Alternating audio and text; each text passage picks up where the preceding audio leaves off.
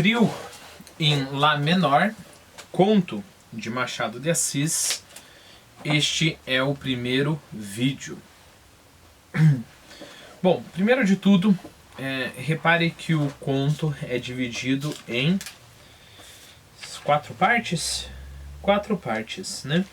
E cada parte a gente tem aí uma nomenclatura musical, né? Então a gente começa com Adagio cantabile. Allegro ma non troppo é o segundo. Allegro appassionato é o terceiro. E finalmente Menuetto é o quarto, né? Assim, para alguém que não entende de música, como é o meu caso, né, não sei se é o teu caso, não a ponto de quando alguém falar Adagio cantabile eu já reconhecer um tipo de música, né? Do mesmo modo quando fala jazz ou blues eu já tenho na minha mente um tipo de música. Esses títulos podem parecer meio que acessórios, assim, né? Mas aí eu gostaria de lembrar você que nós estamos falando do Machado de Assis, e não é qualquer Machado de Assis. O que eu tô querendo dizer quando não é qualquer Machado de Assis? No canal aqui eu li diversos outros contos do Machado de Assis. Por exemplo, deixa eu pegar um deles aqui, né? Sei lá, A Mulher de Preto, né? Miss Dollar, que é o Machado de Assis ali do Machado de Assis do começo, né? O Machado de Assis antes do Memórias Póstumas de Brás Cubas. Que digamos assim, os contos são bons, né? Tem contos ali que são regulares, outros contos bons, né?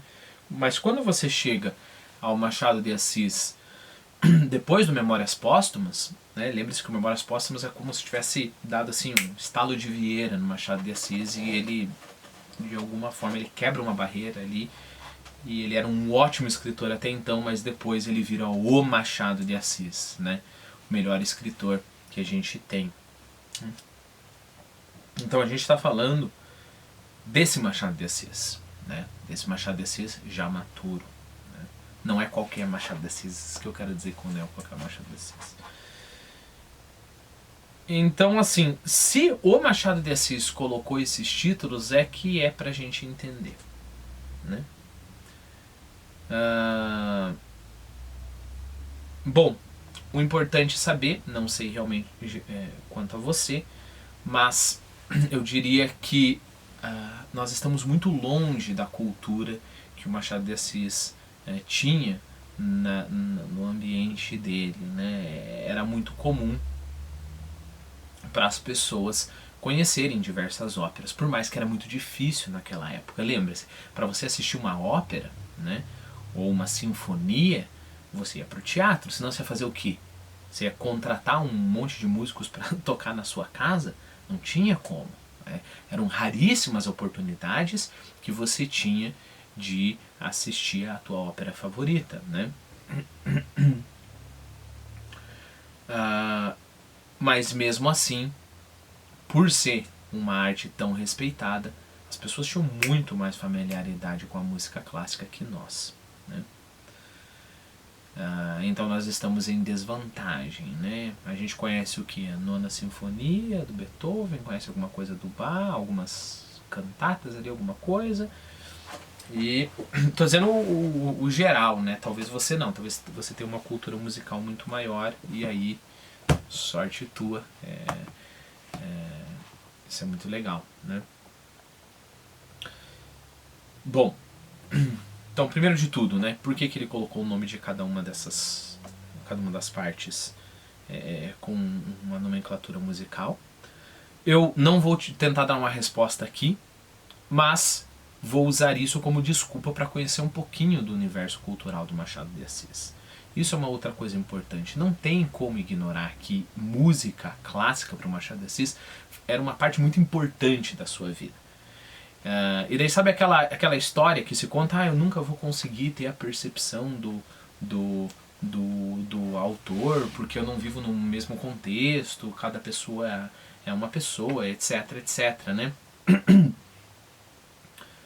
No limite é verdade, né? A gente nunca vai ter a exata visão, mas nós podemos, né, chegar mais e mais e mais e mais e mais e mais perto do escritor, né? Para que nós tenhamos uma experiência cada vez mais próxima da dele, né? Lembre-se que esse o grande objetivo da literatura, que você consiga ver outras vidas, né? Bom, então eu não posso ignorar a música.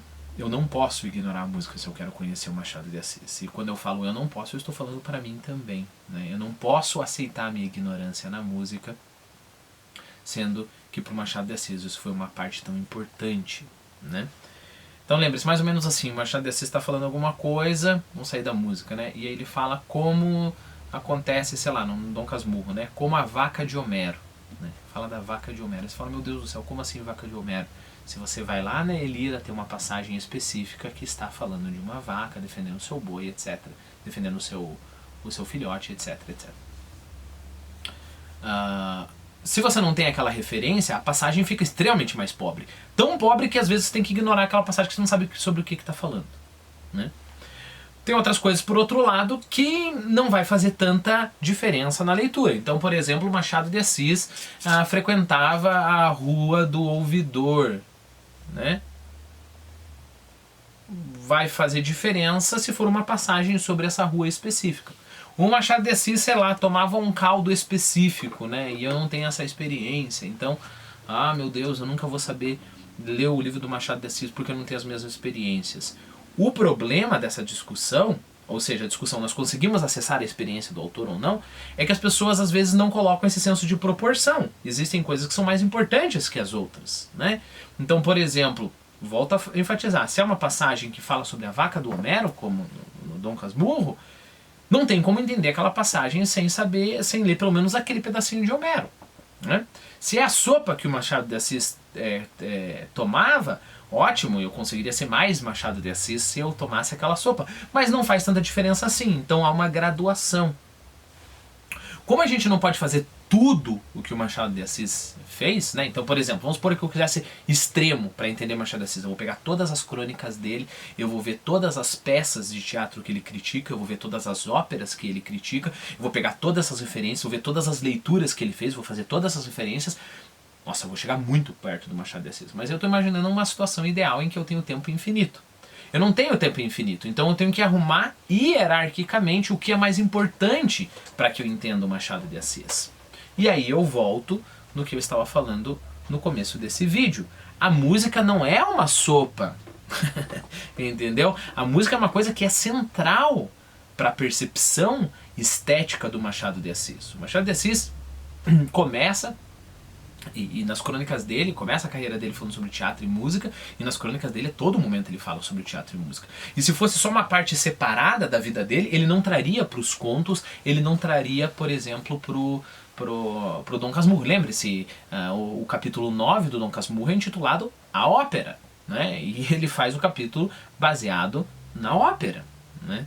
Então, tem coisas no nível do explícito, ou seja, a referência, né? Então ele fala, por exemplo, do Otelo, né? Se bem que o Otelo é a peça do Shakespeare, mas vá lá, né? Ele fala do Otelo. Esse é o nível de referência explícito, mas tem uma certa percepção estética que ele adquiriu por ele ter tanta familiaridade com a música. Por que eu estou fazendo todo esse discurso? Para te convencer e para me convencer que é uma deficiência enorme, enorme, enorme, enorme para nós como leitores de Machado de Assis não ter um mínimo conhecimento de cultura musical. Enorme, enorme. E isso tem que ser sanado. Infelizmente eu não disponho de tempo infinito, então eu vou tentando sanar aqui ou ali, conhecendo um pouquinho aqui ou ali, né? Mas eu tenho que ter essa consciência que a minha cultura musical tem que ser sanada. E não só, agora abrindo um parênteses, não só pelo Machado de Assis, né? É uma coisa muito estranha, pense nisso, é uma coisa muito estranha, né? Até o século XIX, começo do século XX, todo mundo sabia que existia uma tradição de séculos de música que estava ficando cada vez mais refinada, cada vez mais bela, cada vez mais evoluída, né? E de repente hoje em dia qualquer pessoa que gosta de música, se separou as coisas. Eu gosto de música, mas eu gosto de jazz, de blues, de rock, de Beatles e assim por diante. E música clássica é uma outra coisa. Então a gente pega uma tradição aí, vamos supor, se a gente considerar desde os gregos, né? Porque lembre-se, as óperas são em parte inspiradas nas tragédias gregas. Então a gente pega uma tradição aí de... Lembre-se que as tragédias gregas eram cantadas, né? A gente pega uma tradição ali de 2000 anos, joga fora e não, agora é só o que se desenvolveu no século XX. Isso tem uma coisa estranha aí, né? Como que pode, se você conversasse com pessoas como Machado de Assis, como Thomas Mann, como os grandes intelectuais, você falaria com eles e falar quais são as coisas mais belas que você já viu? 90% dos caras responderiam tal sinfonia, tal ópera, tal peça para piano e assim por diante. Como que pode nós, modernamente, né, nós modernos, estarmos satisfeitos de perder esses 2000 anos de música, de uma arte que para muitas pessoas dizem que é a arte mais importante, né, a arte mais espiritual de todas elas. Como que pode nós ficarmos ok com isso? Não, mas eu conheço Beatles, né? Como que pode nós ficarmos satisfeitos com isso? Longe de mim criticar Beatles, eu amo Beatles, Legião Urbana, por exemplo, rock e assim por diante, mas tem alguma coisa errada. Tem alguma coisa errada as pessoas mais geniais de todo o tempo dizer que Beethoven, Mozart, Bach são o que há de mais bonito e nós ignorarmos tudo isso, né? Então, se não for para entender melhor o conto, a gente explorar um pouco esse universo da música, que seja pelo menos como uma desculpa para a gente explorar esse universo cultural que para o Machado de Assis era tão familiar, tão, né? Todos os dias, cotidiano, né? Bom, então o que eu vou fazer aqui? Eu vou superficial do superficial, porque esse é o conhecimento que eu tenho da música, né? Eu vou falar sobre o significado, trazer aqui, e aí eu sempre vou colocar ali 2 ou 3 links do YouTube, ou tem um site do domínio público da música, com peças que eu vou colocar como desafio para você e para mim, para que nós escutemos, né? Então, por exemplo, Adagio Cantabile. Então eu vou colocar ali um adágio para que a gente pelo menos tenha, assim, essa... Sabe aquela história de tapar o buraco no asfalto, né? Eu não consigo parar a minha vida e me dedicar à cultura musical como uma pessoa, qualquer pessoa, na época do Machado de Assis, qualquer pessoa, claro, no meio cultural, né, teria. Eu não consigo, eu tenho muita coisa para fazer, eu tenho muitas coisas para ler, eu tenho essa deficiência, né? Mas sabe, então eu não posso tirar todo esse asfalto velho, cavar, colocar todas as camadas bonitinhas e entender música, né? Mas pelo menos tem que jogar umas pedras assim no buraco para não quebrar a roda. Então é isso que a gente vai tentar fazer aqui, né? Novamente, se você já tem a cultura musical, eu te invejo, né? Mas se você não conhece essas peças que eu vou colocar aqui, essas peças musicais, eu aconselho você fortemente a escutar também, né? Então, só para te avisar que o nosso trabalho aqui vai ser 2 trabalhos, né? Um trabalho usando o Machado de Assis como desculpa para nós explorarmos um pouquinho a música. Não se preocupe, eu não vou falar nada sobre música, porque eu tenho conhecimento da minha ignorância. E o outro nós vamos ler o conto, né? Então eu vou deixar esse vídeo como vídeo de introdução. No próximo a gente começa falando sobre Adagio Cantabile.